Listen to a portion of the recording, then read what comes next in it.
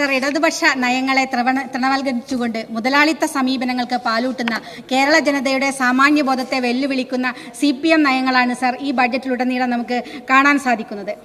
കഴിഞ്ഞ വർഷത്തെ ബഡ്ജറ്റിൽ പ്രഖ്യാപിച്ചിരുന്ന പട്ടികവർഗത്തിനുള്ള 111 കോടി രൂപ, 15 പട്ടികജാതി വിഭാഗങ്ങൾക്ക് 500 കോടി, ലൈഫ് മിഷൻ 180 കോടി, പിന്നോക്ക വികസന കോർപ്പറേഷൻ്റെ 9 കോടിയിൽ നിന്ന് 7.5 കോടിയായി കുറച്ചു, വിദ്യാർത്ഥികളുടെ സ്കോളർഷിപ്പ് കുറച്ചു, ഉച്ചഭക്ഷണ തുക കുറച്ചു. ഇങ്ങനെ എല്ലാ തുകകളും വെട്ടിക്കുറച്ചതാണ് ഈ തുക ബഡ്ജറ്റിൽ നമുക്ക് കാണാൻ സാധിക്കുന്നത്. സർ, പാവപ്പെട്ട പാചക തൊഴിലാളികളെ അവരുടെ തുക മാസങ്ങളായിട്ട് സർ മുടങ്ങിക്കിടക്കുകയാണ്.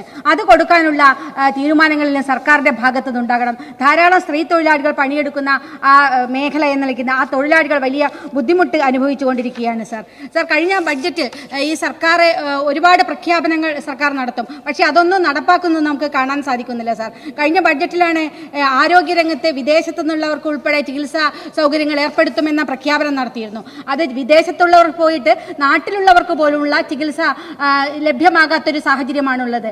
പല മെഡിക്കൽ കോളേജുകളുടെയും അവസ്ഥ വളരെ ദയനീയമാണ്. മരുന്നുകൾ കിട്ടാനില്ല. ആശുപത്രിയിൽ രോഗികൾ വലിയ ബുദ്ധിമുട്ട് അനുഭവിക്കുകയാണ്. അവിടെ മതിയായ സ്റ്റാഫില്ല.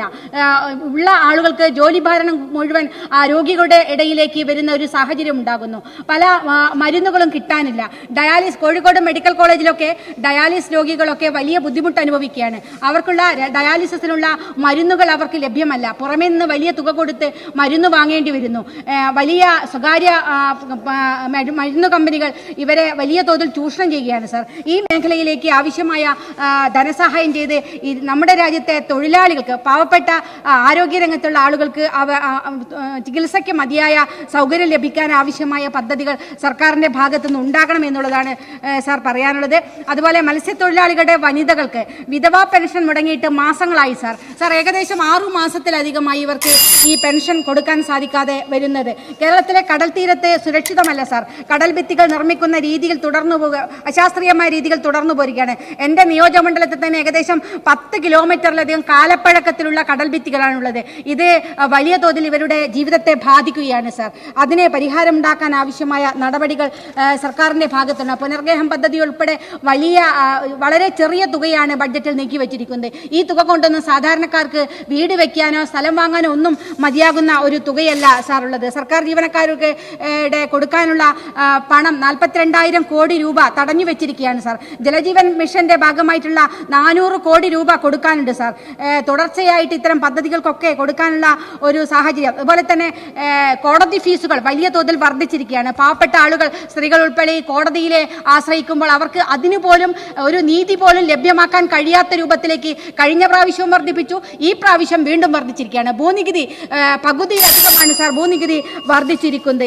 ഇങ്ങനെ എല്ലാ അർത്ഥത്തിലും നമ്മുടെ സാധാരണക്കാരെ ദ്രോഹിക്കുകയാണ് സാർ ഈ ബഡ്ജറ്റ്. ദാരിദ്ര്യത്തിന്റെ ശതകോടിയിൽ യഥേഷ്ടം കച്ചവടം നടത്തിയിട്ടും രക്ഷ കാടാതെ വൻ ഇളവുമായിട്ട് മദ്യനിർമ്മാണ കമ്പനിക്ക് രംഗത്തിറക്കിയിരിക്കുകയാണ് സാർ ഈ തൊഴിലാളി സർക്കാർ. മദ്യനിർമ്മാണ കമ്പനിയാകട്ടെ കേരള സർക്കാരിന്റെ ഈ മദ്യനയം മുൻകൂട്ടി കണ്ടിട്ടായിരിക്കും അവർ മറ്റ് അടിസ്ഥാന സൗകര്യങ്ങളുടെ വികസനത്തിലേക്കൊക്കെ ഇപ്പം നീങ്ങുന്നത് കാണാൻ സാധിക്കുകയാണ്. ഇതൊക്കെ ഒരു ഇടതുപക്ഷ സർക്കാരിന്റെ പുതിയ നയമാണോ എന്നുള്ളത് ഒന്ന് വിശദീകരിച്ചാൽ നന്നാവും സാർ. ഈ രൂപത്തിൽ അതുപോലെ തന്നെ കേന്ദ്ര അവഗണനയെപ്പറ്റി വാദോരാതെ സംസാരിക്കുന്ന ഭരണപക്ഷവും സർക്കാരുമൊക്കെ ഈ പ്രതിപക്ഷ അംഗങ്ങളുടെ മണ്ഡലങ്ങളെ ഏത് രൂപത്തിലാണ് അവഗണിക്കുന്നതെന്ന് നമുക്ക് കാണാൻ കഴിയും. എൻ്റെ തൊട്ടടുത്ത മണ്ഡലങ്ങളിലെ 16ഉം 17ഉം കോടിയൊക്കെ കൊടുത്തപ്പോൾ 5 കോടി രൂപ മാത്രമാണ് എൻ്റെ മണ്ഡലത്തിലേക്ക് നീക്കിവെച്ചിരിക്കുന്നത്. സാർ, അവിടെ ഒരു ഹാർബർ, ചോമ്പാൽ ഫിഷിംഗ് ഹാർബർ വളരെ കാലമായിട്ട് വലിയ പരിതാപകരമായ അവസ്ഥയിലാണ്. നിരവധി പ്രാവശ്യം സർക്കാരിന്റെ ശ്രദ്ധയിൽപ്പെടുത്തിയതാണ്.